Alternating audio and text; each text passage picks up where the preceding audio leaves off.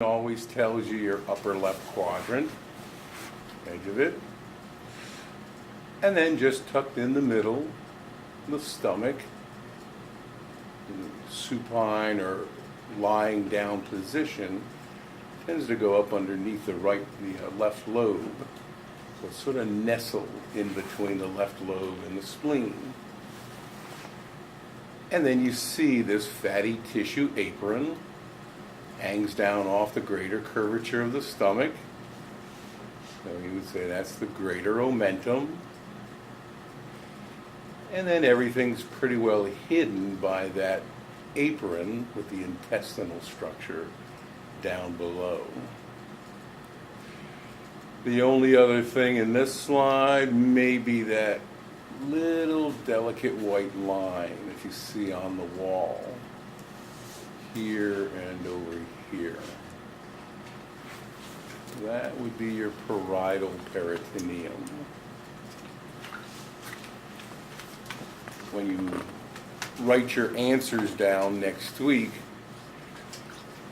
if you just put peritoneum, as forgiving as I am in grading lab papers, you'd get half credit. Usually I'll say, give the complete answer, or even say 2 words to completely identify that layer. Say parietal, not just peritoneum. So that's everything on that gross anatomical presentation.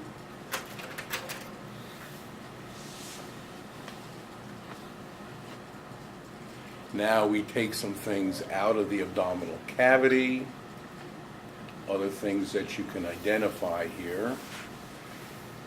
I'll never use the numbers or the letters. Always go with the laser pointer. And some of them are a little bit difficult to discern exactly what the letter is on or the number.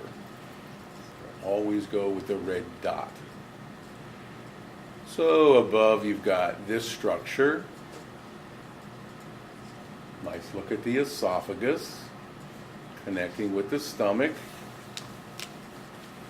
Note how the spleen is attached to the greater curvature of your stomach, actually part of the greater omentum. And then out the lower end of the stomach with this left-hand curve, turns to the left. So that's the duodenum. And then it changes right where you get this indentation. See, part of the jejunum. Okay. Supporting tissue for those structures in here. Mesentery. All right. And then you get a good presentation, although it's a little misleading, for the pancreas. The only true position is right here, nestled into the inside curvature of the duodenum. But as we'll see in the other slides, in its true position, this is actually behind your stomach. It's been ripped off the posterior body wall so you could see it more easily. So I'll give you a better appreciation on that with other slides in the gross anatomy. And you have head, neck, body, and tail. Don't really worry about that, just pancreas. Okay, then we get into a dissection where we open all of this up. 3 extremely important eponyms. So you're in the interior of the esophagus. Now you can name the parts of the stomach, which you should know.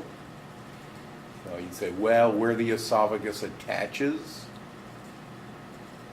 cardia, the bubble off to the left, fundus, or fundic stomach, and the major portion of it down here, body or corpus, and then the lower end, pylorus, pyloric stomach.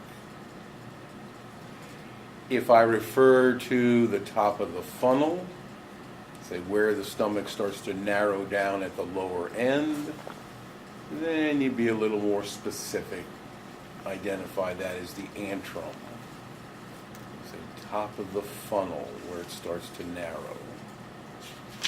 Actually much more important to lecture than it really is for lab. Stomach controlled by a hormone coming from this area. And then as you go to the lower end, you get this constriction right there. That would be a muscular ring. Pyloric sphincter. Right there. My lecture students know there really is no